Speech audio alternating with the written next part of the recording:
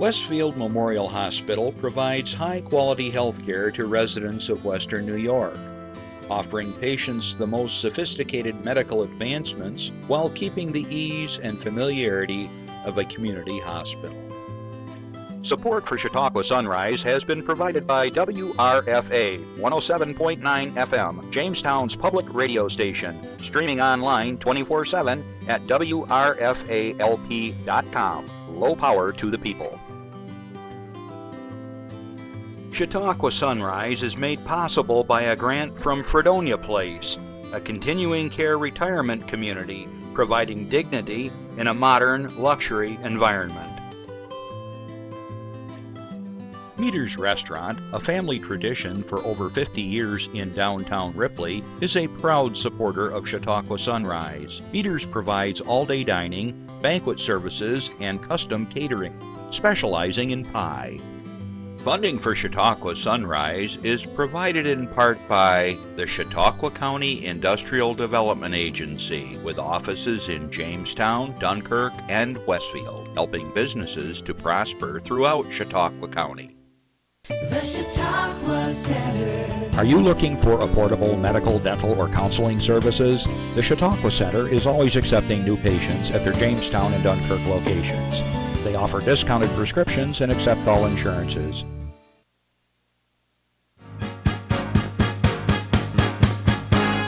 From the Access Chautauqua Studios in Mayville, it's Chautauqua Sunrise.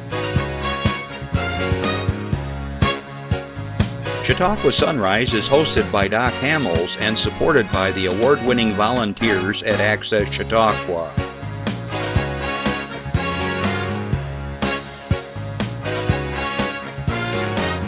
We are here to share local news, colorful interviews, and events of interest to everyone. Chautauqua Sunrise is broadcast live Saturday mornings each week from 9 to 10 a.m. Send events via email or call us live. Check us out on YouTube and Facebook. And now, from the Access Chautauqua Studios, it's Chautauqua Sunrise. Good morning, everybody. I'm Doc Hamels, and welcome to Chautauqua Sunrise. And another sunrise it is. Regardless of what you see on network TV, the sun does rise and the sun does set, and we band together and we keep moving forward, huh? Well, good morning, everyone, and I hope you're doing well and staying safe and following all the guidelines out there to stay safe. It's a new world we live in. I often think about some of the shows we did earlier this year and the circumstances we were in. I've yet to shake a guest hand in about 3 weeks. We're all sitting, at reasonably good distances while we do the interviews in that. And people say, are you doing live shows? I go, well, yeah. And I'll tell you why, yeah. Because we are you. We are here for you. We are providing public service announcements, as many of you have seen, I hope. And Chris, our director here, shot me a little statistic. Since we did 9 different public service announcements through what was called Chautauqua Strong Moments, we've had 8,712 views of those. And so that tells me what we do here is important, and that it's important to you because you're looking up this information. And if you haven't had an opportunity, watch the public service announcements on this station throughout the week. And you'll see a variety of different good points out there that are being provided by the county folks. All right, so good morning to the world. Good morning, everyone. We're streaming live. And this is so much fun for me to say good morning, and I apologize if I say your name wrong, and if you're watching again, but Fili Mendoza from the Philippines checked in last week. How cool is that? And somebody named, and I'm going to do my very best to say this, Aye Minyan from Yangon, Myanmar, which used to be Burma, all right, just west of Thailand. Good morning or good afternoon, whatever your time is at that point. It's so much fun to see that Chautauqua us, Chautauqua Sunrise, here in Chautauqua County, we're reaching out to the whole world, and I know that we're all experiencing similar situations here with the coronavirus and having to do social distancing and wearing masks and all that stuff, but we're doing it. We're getting the job done, so let's keep at it. I also want to say good afternoon to all of our listeners on WRFA 107.9, low power to the people in Jamestown. They'll listen to us Tuesdays at 1 o'clock. Thanks for listening and dropping in. We have a good show, as always, in store for you, so stick around. If you are interested at any point in time during the show today and you would like to call in, this is a live show, 716-753-5225. Once again, it could be an announcement, you could be sharing some information, it could be a question for my guests, something for myself. We're here for you, and don't be bashful. A lot of people say, oh, I couldn't call in, people are going to hear me around the world. Yeah, isn't that cool? But we want to hear from you, and if there's something burning inside that you need to share or just want to say hello because you haven't heard a real live voice in a while, give us a call. Okay. Also remember, if you have an announcements or anything you want to share down the road, you can email us, and that popped up here a little bit ago. You can text us, you can Twitter us, you can do whatever it is that says up here on Facebook. We're available for you. Okay, I'm expecting a couple calls today during the show, so they're not going to be any surprises. There's some important pieces of information that we're looking forward to hearing about. So that's coming up. On the good side, flowers are blooming, and right behind me is the forsythia, and they're really all over the place, at least out my way. I hope it is where you are. Daffodils, crocuses, hyacinths, tulips starting to make their way. A lot of crocuses. I don't know if I said crocuses already. At my house, we finally had some crocuses. And then, of course, what the heck was with this weather?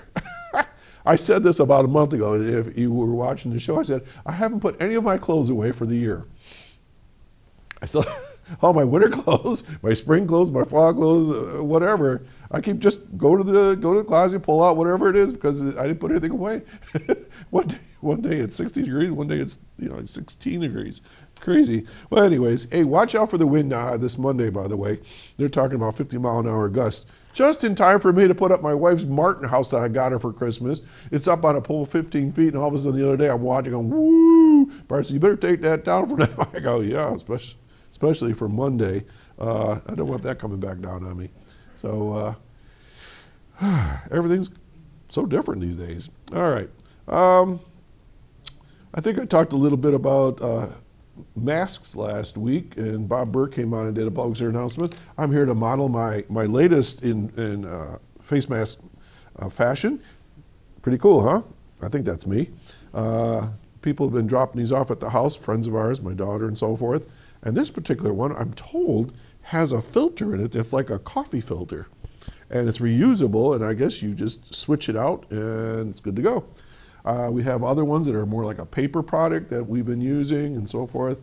And hey, don't be bashful about doing this. I gotta tell you, the first time I did, I went shopping about a week ago and I wore it, and I felt kind of funny. I felt like I was a bank robber. But then when you look around, a lot of other people are doing it. And remember what Bob Burke was saying. This isn't to protect you, this is to protect them from you. Let's think about that again. If we're all wearing masks, we can't have our germs spread to each other. So I'm protecting those people around me, and if they're wearing their mask, they're protecting themselves from me. So that's how it works. One more little thought. Growing up, I always thought I was doing things correctly till I watched a video the other day. Now, this is going to blow you away. Now, Justin, you may say, what are you talking about? When I was growing up, your mother would say, get in the house and go wash up for dinner. So what'd you do? You went upstairs, because that's where the bathrooms were at the houses. You grabbed the bar of soap, and you started washing your hands. That's not the way to wash your hands. The way you wash your hands is you turn on the water, you get your hands wet, then you apply soap. Well, hardly anybody uses bar soap anymore because it's the liquid soap. Well, if you have liquid soap on your hand and it's dry and you turn on the water, what's going to happen to the soap? Whoop, off it goes. So I had to learn. Every time I wash my hands now, I got to think, turn on the water first, get my hands wet, then put the soap on her, because I never thought of it that way. Did you? No. So here we are relearning childhood behaviors and techniques that we have to think about a little bit. And 20 seconds, get in between the fingers and all that sort of thing. So just things to think about. Okay, we have a couple of things here to share with you. And so let's talk about these things. All right. On a happy note, all right, this came from our friends over in Jamestown. Let's pop that up, Jeff. The Jamestown Tarp Skunks unveiled their 2020 uniforms. Pretty stylish. 2020 season plans not confirmed due to the global health concerns, but the Tarp Skunks are ready to play. The Jamestown Tarp Skunks have unveiled the new 2020 home and alternate uniforms. Jamestown Tarp Skunks management are excited to release the uniform kits, which will be on display when the PGCBL, I don't remember what that all means, baseball season begins. Okay, the Jock Shop and Brandiose have been incredible throughout the process, as General Manager Frank Fanning. And let's see, Brandiose took a pretty rough drawing from him and really spun it to look amazing. And so they're all working on this. Now remember where the Tarp Skunks comes from. They were the animals back years ago that lived under the tarp that would cover up the baseball field, and they found the skunks liked it there. So, well, they could still be there. At least their great grand skunks are living there. Anyways, so that's where the term tarp skunk comes up. So if you're interested, you want to visit tarpskunks.com. That's all one word, tarpskunks.com. And they got information here.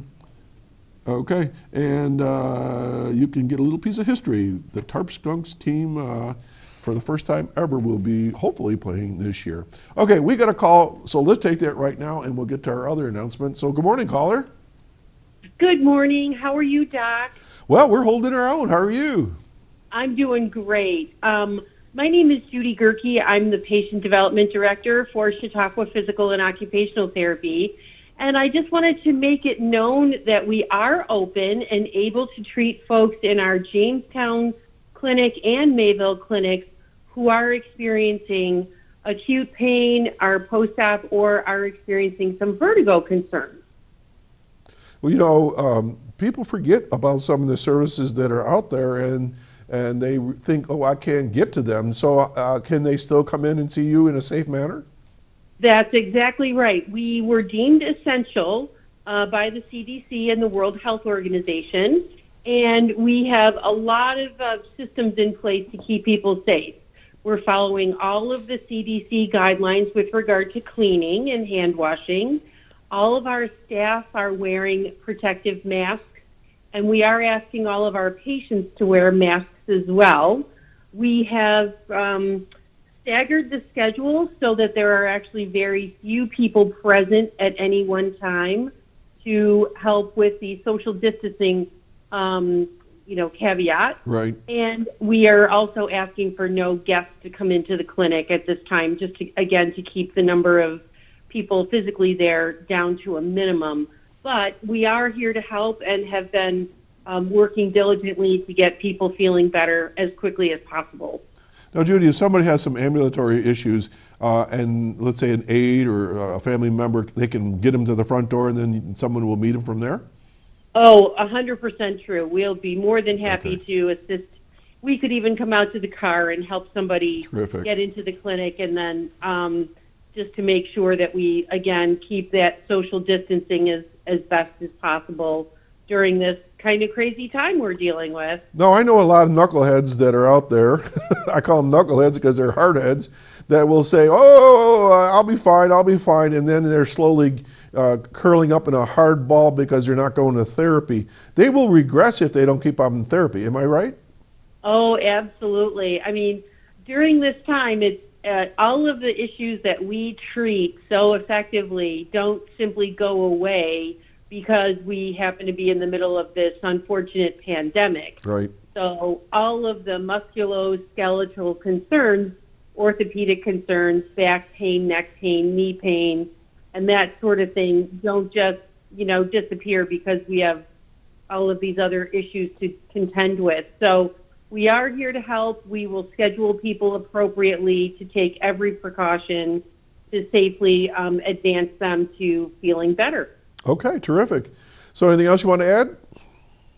Well, our phone number is 716-488-2322, and people can check us out on our great website, which is chautauquapt.com. Okay. So, go ahead. So looking forward to, helping as many people as we can in a very safe way. So thank you so much. Oh, absolutely. And, you and I were communicating earlier this week, and I thought to myself, this is so important that people realize that the world hasn't stopped. They still got to get certain things done. And if they do it in a cautious and in a well-planned process, that we still can function and keep things moving along, right? That's exactly right. All right. Exactly right. Well, Judy, thank you for calling it in. And I hope that patients that are listening right now will take this to heart and get those therapies going. Okay? All right. Sounds great, Doc. Thanks for all that you do. We appreciate you. Well, thank you. Very good. Well, you take care and stay safe. Bye now. You too. Thanks, Doc. Bye-bye. Okay, bye. Okay, there's an example, folks, of a service that is out there. We talked about the restaurant business. We talked about a variety of other services that are out there that they're still working, they're still functioning. It's just in a different way, okay? So we're not to the end of the world. We're just changing the world a bit.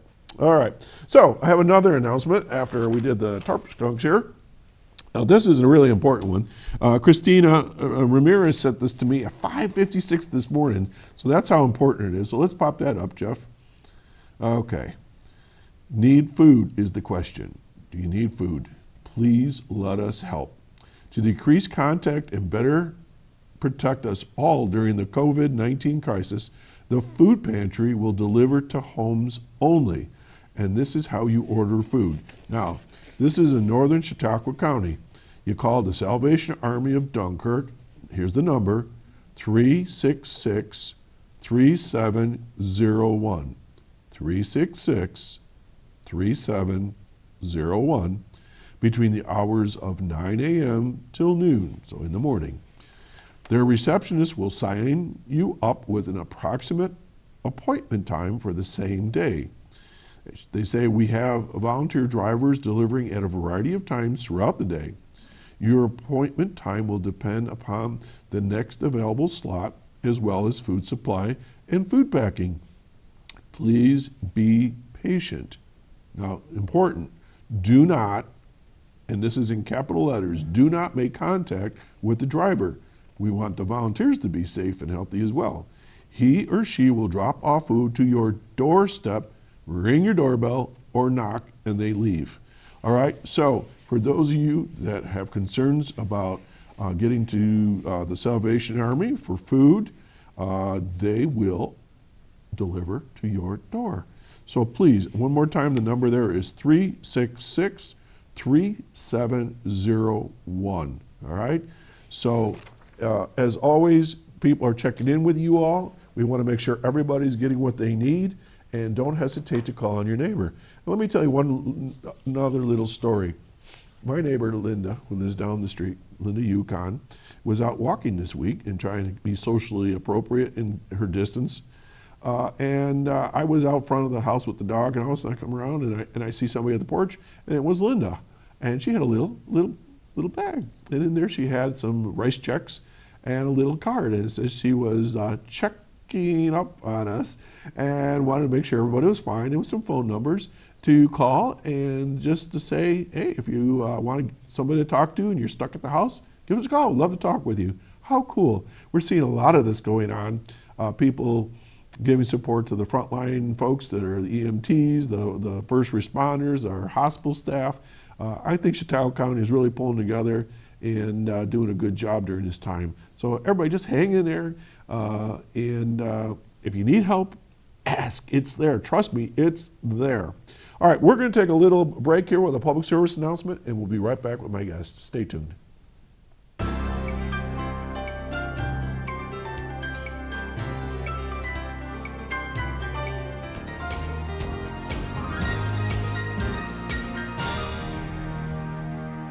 Doc Hamels, and we have another Chautauqua Strong Moment. Today we have Shelly Wells, RN, who's a public health planner, who has a really nice supportive message for all of us during this time. Shelly? Thank you, Doc. I want to talk about having a purpose. What makes you get up in the morning? And we all need that to live a healthy life. And in the last week or so, I think a lot of us have lost that purpose. Perhaps we've not been able to go to work. We're not going to the groups that we usually go to. And those things are what give us purpose. So we need to find a purpose and a reason that we get up in the morning. And as hard as change is, these are the times that we need to find purpose in other things. So if you have a family member who's older or younger, call them, video a message for them, take a picture and send it to them. If you have an animal, that animal needs you. Find what your purpose is to get up in the morning. Maybe it's to become healthier in the next few weeks. So you're home, find some healthy resources. Maybe investigate quit smoking. But find a purpose that's going to help you live longer, live healthier, and get through these trying times. Okay, thanks, Shelly Wells, public health planner from the county. Let's all keep in mind, let's stay strong, Chautauqua County. I'm Doc Hamels. We'll see you next time.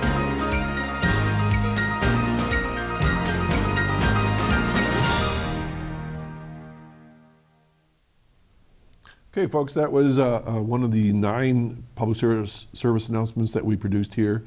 And Shelly, her advice still holds here after 2 weeks.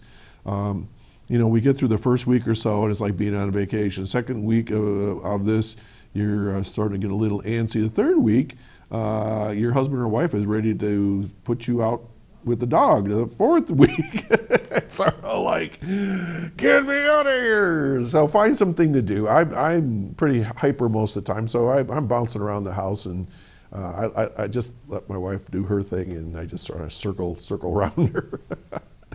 Okay. Well, right now it's a pleasure to welcome back to the show in a new role. I think the third different role now that I know of. State Senator George Borrello, who represents the 57th district. Is that correct? That's correct.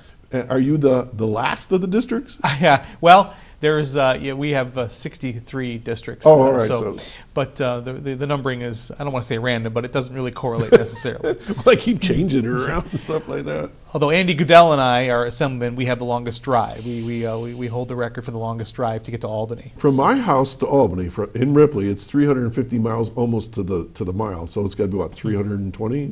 Yeah, right around there from my house. Yeah. Amazing, isn't it? Yeah, exactly. Years ago, I had the Commissioner of Education's secretary call me. I was just superintendent for a couple of weeks, and says, the commissioner would like you to come in on Friday for a meeting. This was like on Wednesday. I go, do you know where I am? It doesn't. She says, well, it doesn't really matter. You're still invited. I go, I'm 350 miles away. I just can't drop what I'm doing. Well, I didn't go. So, George, you and I have known each other when you were a county legislator, and then you became county executive, and now state senator. I mean, are you like stretched, or like your mind going? I mean, you've had a pretty rapid change here in the last couple of years. Well, yeah, you know, I spent 8 years as a county legislator, right, which of course is a part-time position, still in my full-time work. And then, you know, I was, very fortunate to be county executive and now state senator. But you know, certainly the last couple of years have been a rapid change. But at the same time, I'm proud. First of all, I'm very proud to serve the people of Chautauqua County and now the entire 57th Senate District. And Shelly Wells was talking on her public service announcement about having a purpose, and this to me is a purpose to serve the people, as it is for not just me, but I think so many of our elected officials, and but more importantly, it's the people that are first responders, our healthcare workers. These people talk about a purpose. My God, they are saving lives every day. So as much as I feel like I'm contributing, this is the time where I think we've now reassessed what we think is important in life. And you look at those folks that are out there, taking care of us, even though they're risking their lives every day as healthcare workers. Even people that are out there, that are making sure that our shelves are stocked for food. Whether they're grocery store employees, restaurant workers, truck drivers. These are the people now that are truly essential. And now we understand what that word means, in my opinion. I know there was some question about what was essential about 3 weeks ago. I think most people got it figured out. I mean, just like Judy that called in a bit ago, that's an essential service. Yeah. We were talking before the show started, I don't know how many other public access stations are in your district, but all of a sudden, Access Chautauqua Studio got really essential all of a sudden, and that's great. It's put a magnifying glass on what we do and how important the messages that we can get out to people very quickly. Now, are there other public access TV stations in your district? There are a couple more in different parts of the district. I think that also with the rise of social media, we have so many folks.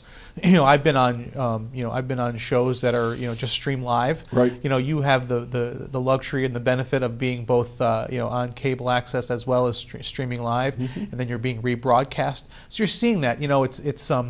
To me, it's heartening to see that those folks that have taken this to heart, like you have, and others, everyone here that's here today, that's, you guys are all here working hard, making sure the show goes on so you can get out important messages like the fact that if you need physical therapy, it's there. Yeah. Hats off to you all as essential workers. Well, that's our mission, the way we look at it. And do you believe, since you were here, we've done over 300 shows. Not since you were here, but I mean, we've hit the 300 mark. And so, congratulations. You're 302, right? But we're finishing up our 6th season here soon, and so I mean it's hard to believe that we're going to be starting our 7th year in July there. All right, so well, thank you for that. Yeah. State senator. People always think you're going to Washington. I go, no. That's a U.S. senator, so there's a difference there. But explain how our state government works. Not how it works. And we're not talking dysfunction now. We're talking like if you looked up, a diagram of the way responsibility falls. Yes. This just like U.S. government. Right? Yeah, it's very similar. Just to give a quick lesson. We have it's set up the same way our federal government is set up. The various branches of government, the legislative, which I'm in, the executive, which is the governor and all of his folks that enforce the laws, and then the judicial. What we have in the state is, again, similar to our federal government. We have a bicameral house, which means we have 2 houses in our legislature, our bicameral legislature, excuse me. We have the state assembly, and that's our representative there is Andy Goodell, and his district happens to be Chautauqua County as a whole. And then you have the Senate. There are 150 members of the assembly, and there are 63 members of the Senate. That's the kind of the breakdown. Andy Goodell is the 150th. Right, he's the end. So that's our kind of our quick legislative breakdown. All right, you used a word I've never heard before. By what? Bicameral. Bicameral? you can Google that. That means two branches of the legislative. Bicameral. Bicameral. I've used that with Words with Friends this week. Yeah. Bicameral. In my spare time lately, I've been learning more and more because there's nothing more to do. See, look how we have a purpose today. We're teaching you a new word. Government. Yeah. Wow. All right, so you're in the state senate, and you probably don't know this. I have a new job. I'm the town historian for Ripley now. Oh, fantastic. And do you know that Charles Hamilton was the state senator for our area back in the 30s? So you sort of like have a connection all the way back to Ripley. So that's pretty cool. That's neat. So when Kathy Young was here, I would ask her from time to time, what's it like to be a state senator? I've asked Andy the same thing as, what's it like to be an assemblyman? Because we think of you going off to that wonderful place in Albany with all the concrete and the food trucks. And I'm being facetious now, because I used to spend a lot of time there in one of my jobs. But what's it like, just a day-to-day life there? I mean, when do you go? When do you come home? How long are you there? What do you do? Well, it's first of all, I think people may have a misconception about Albany versus Washington again. That's that we are not there all the time. People say to me, "Are you moving to Albany?" No, I'm not moving to Albany. I am actually here in the district far more than I am in Albany. Okay. Especially now with this pandemic, we are we don't know when we're going to go back. But essentially, in a normal year, the our session, if you will, which is when we're supposed to be in Albany, in chambers, passing laws, doing what we're doing, that typically goes from January until about June, early June. So it's not quite 6 months. Okay. So in that time is when we are in session and we are in Albany, and we are introducing bills and we're voting on things and we're engaging directly in a lot of cases in debate, things like that. The rest of the time, the rest of the year, you're in the district, which here, which for me is 3.5 counties: Chautauqua, Cattaraugus, Allegheny, and 8 towns in Livingston County. So a big 4,139 square miles of a district, so that is the difference between being in Albany for some folks that have smaller districts and me. I drive, like you said, about 320 miles each way. So when we're in Albany, in that session part is when things get done, like the budget, like laws that we pass, and we just finished the budget last week. Week before last, I guess, technically, and now we move on to we don't know when we're going to go back, but normally we would go on to having a session that would continue on with additional laws and so forth. That would, whether it's new laws or revising old laws, we would actually now move on to that after the budget. So you've got the beginning of the year where you start going through the budget process. You pass a budget, which is due April 1st, and then after that you go into other, normally would be policy laws and doing other things, and then that would take you through until the end of the year. And it's kind of an up and down thing. The budget's a big heavy time, and you're there late at night, and then it kind of goes down a little bit as far as activity, and then you get toward the end of the session, and then it goes back up again because everybody's trying to get everything jammed in toward the end. So that's the kind of the basic overview. A question just came through: is the state going to delay the state taxes? Right now, they are. They have followed the federal guidelines, which has been moving it from April 15th to July 15th, so a 3-month extension. So for that's of course for income taxes. It's just what the state does. I know that at the county level there has been discussion of it. For example, extending the period of time for the tax foreclosure auction and all that. So in general, there seems to be this move to at least delay things for right now. Okay, you mentioned the budget, and I understand it was passed. And so, are you there in person for that?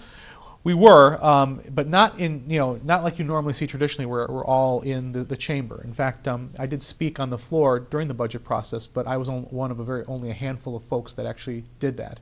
It was the first thing that we did was we passed a law that would allow remote voting, and we have a lot of members of the legislature on both sides of the aisle, or both houses, I should say, that are at higher risk. Whether they're older or they have pre-existing conditions.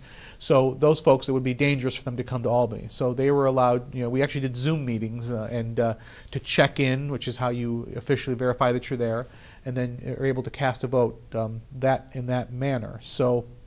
But I, along with a lot of my colleagues, chose to be in Albany. And then, even though I would say, better than half of us were in Albany, but we were in our offices. There was no public allowed, and most of us voted from our office through Zoom, through this teleconferencing. So you just say A or nay? Yeah. Or? Well, and there's.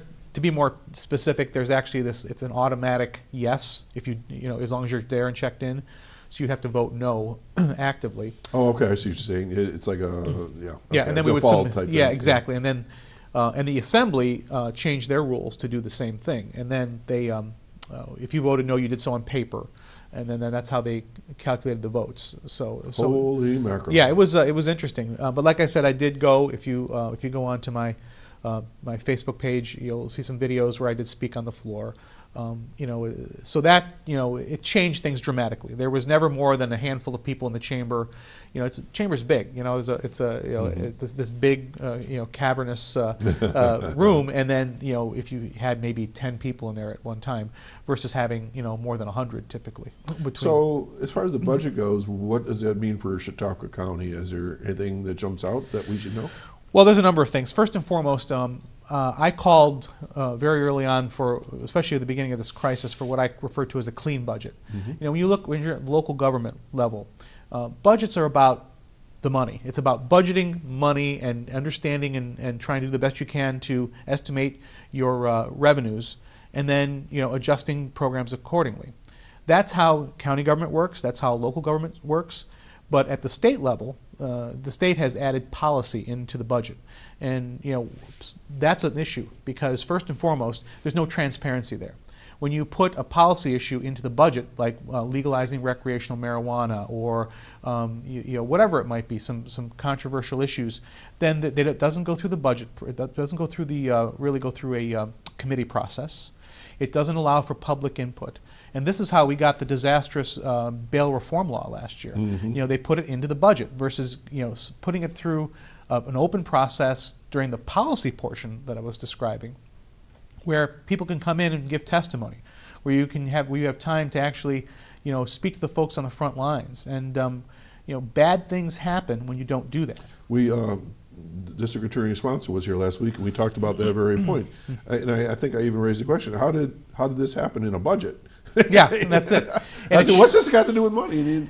And he said, "It doesn't." You know, exactly. And so he was pretty vocal on that. And it defies common sense. And again, before anybody says this is a partisan thing, it's not, because, you know, obviously Pat Swanson and I are on the same page, and I think he said, I watched the show, and he said, you know, George is a Republican, I'm a Democrat. So this is not a partisan issue.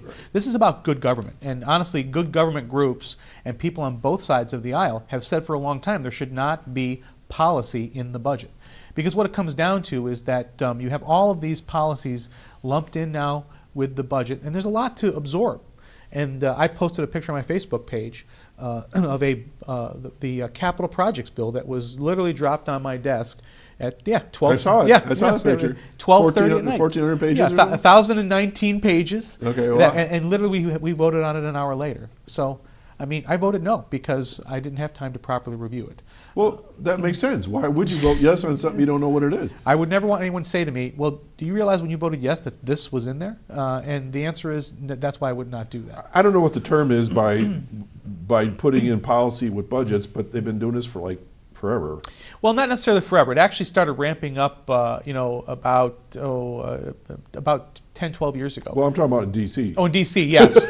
Yeah, yeah, and you look at the stimulus package that was passed at the federal level, and, you know, now people are realizing what was in there that has absolutely nothing to do with the coronavirus. It has nothing to do with supporting, you know, our families and our small businesses, and it has a lot to do with pork. So, you know, they even can't resist. Pork barrel is back, yeah. So, and that's disappointing because, you know, we all are, I think, and you said it, here in Chautauqua County, we are Chautauqua strong.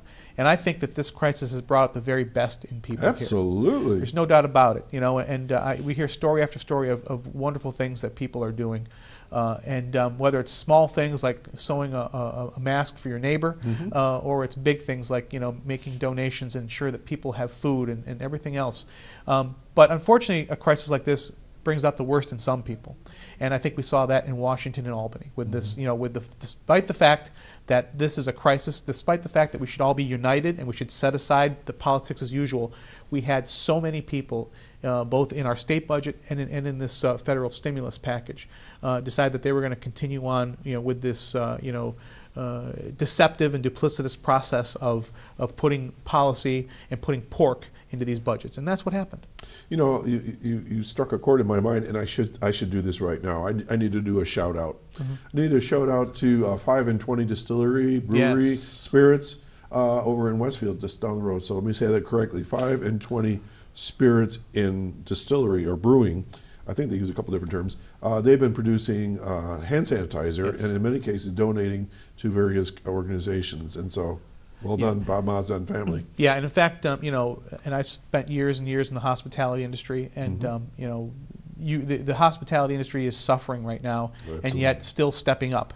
You're seeing exactly that. Here's a company whose business is dropping off because of the closing of shuttering of restaurants and bars, and yet they're taking the resources they have to make hand sanitizer. I believe Southern Tier Brewery with their distillery. I think a number of them are doing that. Yeah. So and what a wonderful thing to say that even though those folks are suffering, financially right now, that they are still stepping up, and that's the whole It's the right thing to do. Exactly. And the vast majority of people are doing that. The vast majority of people are doing the right thing in this crisis to help each other, and that's a good thing to see. Yeah.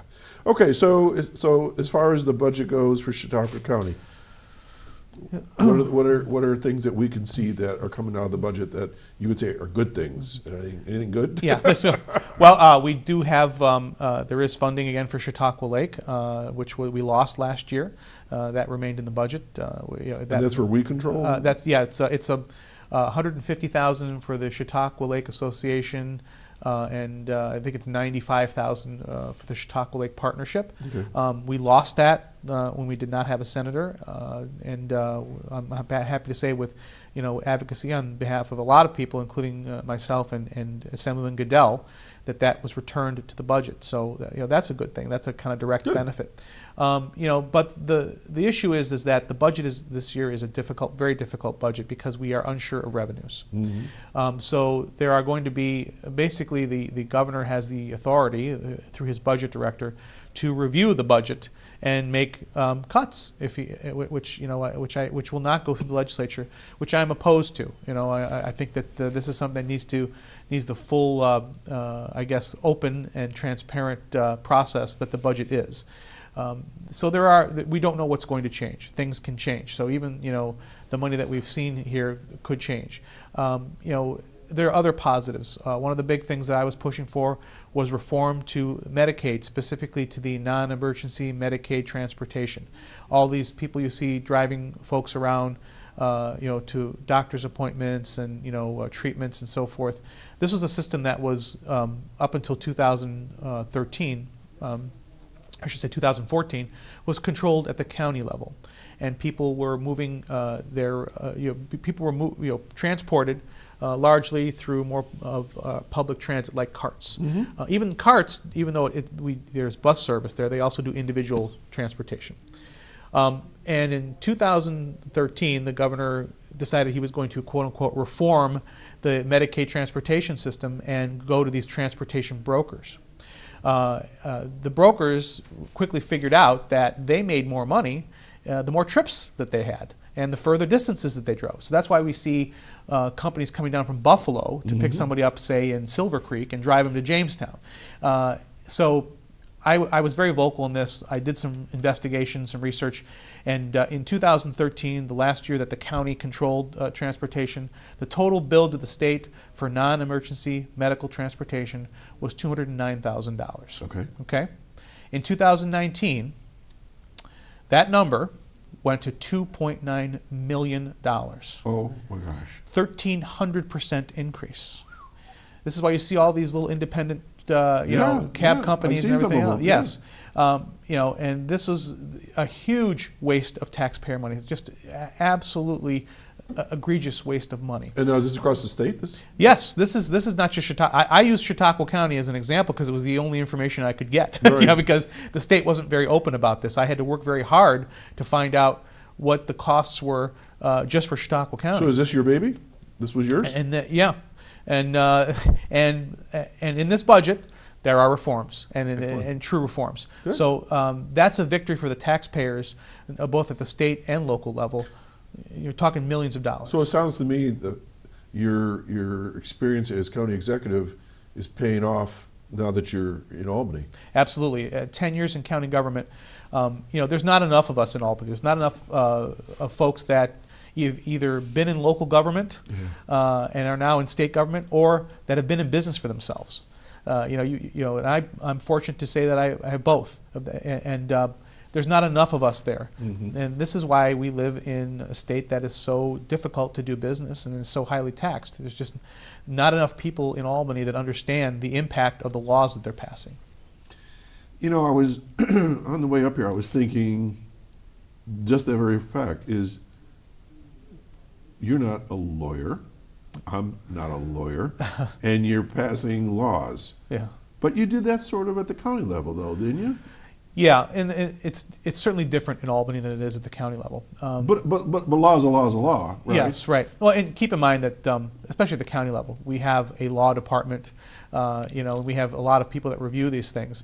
And typically, the way a law comes to be, just in a very general sense, is someone decides that we need to either do something differently or correct something, if you will. And unfortunately, that's why we in general have far too many laws, because everybody thinks that they need to fix something, right? And then it goes through a process. Now, at the local level, at the county level, we draft a law. It goes to the law department. And that law is then reviewed to make sure that is it constitutional, and does it follow our charter? There's a lot of checks and balances before it gets to the county legislature. And then it goes through the committee process, and the committee discusses and debates it and amends it. And in most cases, it goes through more than one committee. Typically, at the county level, it goes from a home committee, like, say, planning and economic development, and then it will go to the audit and control committee for the financial analysis. Right. So everybody has a chance to take a look at it from their expertise. And those are all open meetings. They're all public meetings. In Albany, it doesn't really work that way. And that's the, I guess, and again, I knew it was this way, so it's not, I want to say frustrating, but we are in need of reform, badly in need of reform in Albany. It should not be the way it is. It is hyper-political, and that's why we get the things we get. And on a one-to-one basis, I find the vast majority of my colleagues to be nice people, and no matter where they are from in the state. And I think that there are the seeds there for us to reform this. The problem is it's become a vicious cycle over many years. Now the Democrats are in charge, so we're going to get back at the Republicans for what they did to us. Yes. So it goes on and on and on. Yes, exactly. And stop the cycle. Yes, that's exactly it. And honestly, we did that in county government many years ago. We stopped the cycle and decided to work together. I remember. Yeah, I remember. So it can be done. I guess that's the positive note, is it can be done. So we got money for the lake. You've got some changes in Medicaid transportation. Anything else?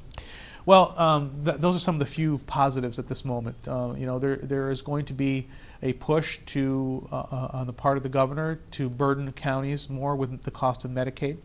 We were trying to go the other way. Yes, exactly. Well, if I remember right, we were trying to push that back. Yes, we were.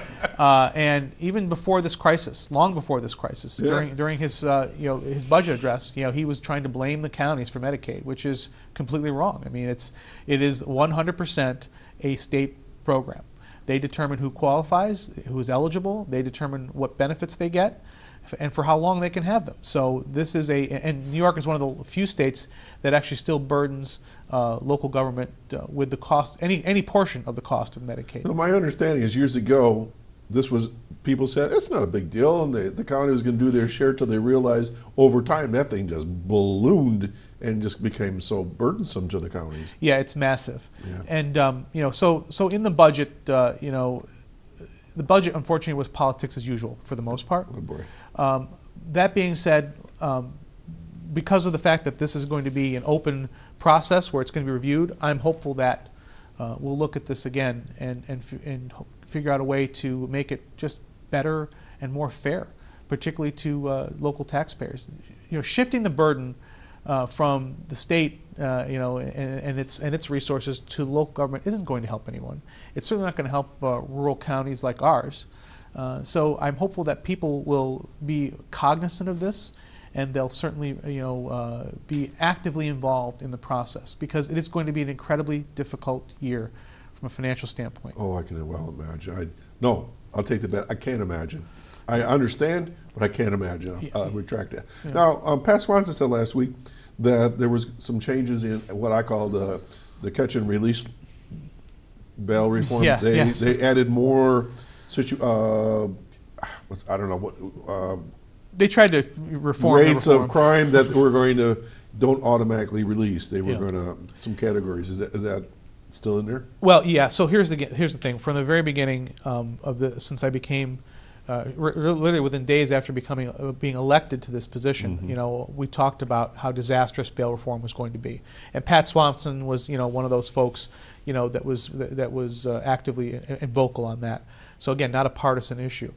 And the reason that we had this problem is because it was passed in such a flawed manner and doing it in the budget process. So we have been calling for, number one, the complete repeal because of the disastrous spike in crime that occurred after January 1st.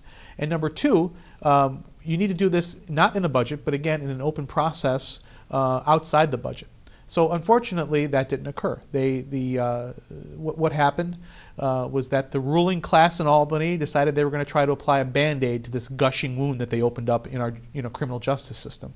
And that's really the problem. Yes, what they did was they took some of the worst laws that they said don't qualify for bail, the ones they were really getting hammered on publicly. They looked at it, instead of looking at it through a public safety and criminal justice lens, they decided to look through it again through a political lens and say, well, what was really the worst? Well, the child pornographers and vehicular manslaughter. Boy, yeah, we should probably try and assign bail to that. But the number one thing that we heard, because I conducted these task force interviews with a variety of folks in law enforcement, victims' rights groups, the number one thing we heard from those people was the return of judicial discretion. Giving judges... Yes, I heard that. Yes. Giving judges the ability to decide for themselves whether or not, on a case-by-case basis, if someone should have bail assigned because they are a flight risk or they're a danger to themselves. But they didn't get it. No. And so that's why, once again, politics as usual, like I said, in Albany. It's cut and dry. The local judges have no choice. No judges at any level, so that's it. And so they tried to apply this Band-Aid from a public relations standpoint while also not trying to upset the radical folks that insisted on this bail reform to begin with. They're trying to, it's what I call agenda-driven politics in Albany. It's not even partisan. It's not, it's not progressive. They try to dress up as being progressive. No, you see some of the things that happened, some of the things that were cut. That's not a progressive agenda. Cutting education, cutting money to hospitals and nursing homes. That's not a progressive agenda. It's political, and it's kind of pandering to the lowest common denominator, in my opinion. With all that said, are you glad you are a state senator? I am. I'm happy to be there to represent the people of this district, including Chautauqua County. I'm happy to be there to feel like that I'm able to bring that common sense voice to, again, as a business owner and as a veteran of local government, I feel like I've been able to have a positive impact. This Medicaid transportation reform is an example of that. There are others. And we're going to continue to be that voice of common sense. So before the show, you and I talked about what's it like for you to go to Albany. So where do you stay? How do you eat? How do you get there? Where do you park? What's that all about? Because I've heard some crazy stories from Andy over the years. Well, I being my first year, and I've stayed in hotels when I'm there. Okay. We get a stipend that pays for the hotel and meals. Of course, in the light of this coronavirus, it's made it very challenging. But staying in a hotel and kind of having those resources there has been a little helpful. But even hotels now, when we go to Albany, they can no longer serve food. Typically, like you go to a that's what I was wondering. Yeah, like a breakfast. What do you do They what they have done is they've got little to-go bags of food and things like that. Yeah, and there are takeouts, but it's honestly, my days are so filled there, I just grab something here and there. It's not like I sit down to a meal. Right. Even before the coronavirus, it's not like I sat down to a meal. It was just a... Give me an avocado. Yeah, off I go. Get that keto going. Exactly. Still trying to stay on the keto. Hard to do. Hard to do. Yeah. Okay. And so now some folks have apartments there. Is that something you think someday you'll have if you continue it? Well, first and foremost, I'm proud to serve, and I don't feel that an apartment is an appropriate thing. I think that, I spend as little time in Albany as I have to.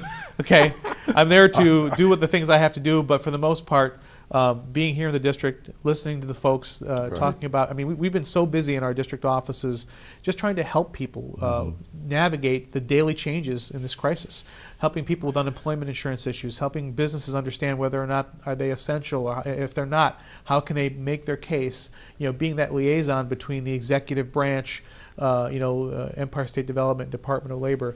Those are important, meaningful things, and that's better accomplished here for me. I've been in my office every day. Where's your office? My office is in Jamestown, at the corner of 2nd and Main, up on the 3rd floor. And the window still says Kathy Young on it, but I'm proud to be the next person to in her. In that legacy, because she's a wonderful woman and still working well with her. But if people do have issues, even over the weekend, you can contact us through Facebook, through our website, we are checking messages even on the weekend, and people reach out to me directly through Facebook. A lot of people have my phone number, so it's a challenging time out there, and people are uncertain, but we will get through this. And we will come out of this stronger and smarter than we were before. And while we're going through this, as things change, and as because even though the coronavirus is an act of God, so to speak, the things that we're doing, again, to keep people safe, are acts of government typically, and those acts of government change regularly. So we're there to try to help navigate this as best as we can. For those that are listening right now, George, is there a number for your office that they can call? Yes, the phone number is 716-664-4603, 664-4603. Again, you can find me on Facebook, my Senate page.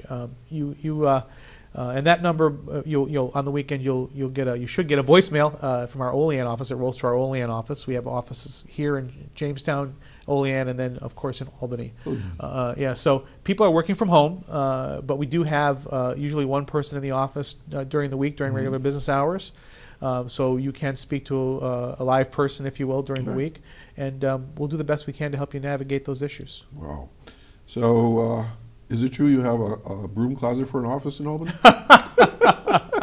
Usually the junior members get the smallest ones, I'm told. Actually, my office is pretty nice. I have a beautiful view of the Capitol and the courtyard. Wow. Nice. I'm on the 7th floor, which is one of the few floors that have full windows. Most of the windows are like these little narrow channels. So despite the rumors, I actually have a pretty decent office. It's not very big, but you know what? It gets the job done. That's all that matters. Beautiful. George, we got a couple minutes left. What are some things that you want to focus on in this next round of Albany when you're there? I've introduced some legislation already to help our small business owners, particularly during this crisis, in the hospitality industry, which has been hard hit. I've gotten co-sponsors already. It's to provide relief for things, not just taxes and property taxes, but it's also to ensure that during this huge spike in unemployment, businesses pay unemployment insurance, and the cost of that unemployment insurance is based on your, as they call, experience rating. Well, with all these people that have now been forced into unemployment, yes, exactly. So that in itself could really kill a small business, and we don't want to see that happen. So I've introduced legislation calling for businesses to be held harmless. Working hard also with our federal representatives to try and do that. So there are other things that a more common sense solution to the paid sick leave. That's going to be another thing that was passed in this budget that's going to be incredibly damaging to small businesses, especially. So my focus is how can we help our businesses, which in turn help our families, and ensuring that we restart our economy as quickly as possible, and we need to do so in a regional manner. This one-size-fits-all way that the governor has been doing it is not good. And here right now we're looking at going into our summer season, and so much of our economy is dependent on our summer season. We're looking at manufacturing, that is the largest part, agriculture and manufacturing, the largest part of our economy, and we need to look at this in a regional manner. And so I feel it's my role to advocate on behalf of the families and businesses here in Chautauqua County and throughout this district to restart this economy as soon as possible in a responsible way, but as soon as possible. And we cannot wait for everything to be all clear in New York City. Okay, well, thanks, George. Folks, you've been listening to Chautauqua Sunrise. I'm Doc Hamels. My guest today has been State Senator George Borrello, and fascinating to hear all your stories here. Again, if you need to get a hold of his office, 664-4603, right? That's right. All right. Thanks, Doc. So keep in touch with George if you have a concern during this pandemic, and don't be bashful. Give him a call or any of the services that we've talked about here.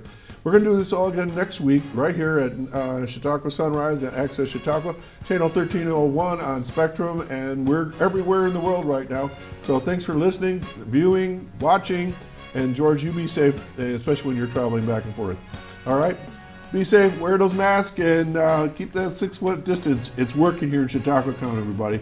We'll see you next time. Bye now. So there we go. Yeah, great.